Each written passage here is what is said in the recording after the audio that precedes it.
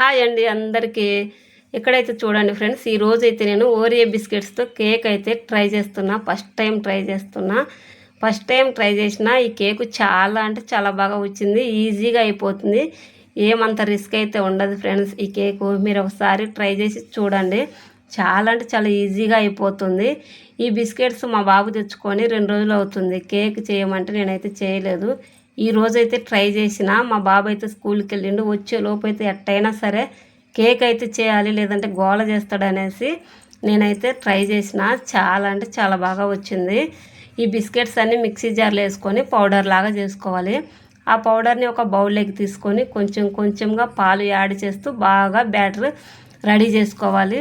కొంచెం ఈనో వేసి పాలు వేసి బాగా బ్యాటర్ రెడీ అయిన తర్వాత ఒక కేక్ మౌల్ తీసుకొని కేక్ మౌల్కి ఆయిల్ అప్లై చేయాలి. కేక్ మౌల్ లేకపోతే స్టీల్ గిన్నెలోనైనా వేసుకోవచ్చు ఫ్రెండ్స్. చూడండి, ఇలా కేక్ మౌల్ వేసి మనం ముందుగా ఒక 10 నిమిషాల పాటు ప్రీహీట్ చేసుకున్న కడాయిలో అయితే పెట్టి మూత పెట్టి 30 లేదా ఒక 40 నిమిషాల పాటు అయితే బాగా ఈ కేక్ బేక్ చేసుకోవాలి. చూడండి, చాలా అంటే చాలా బాగా వచ్చింది కేక్ అయితే.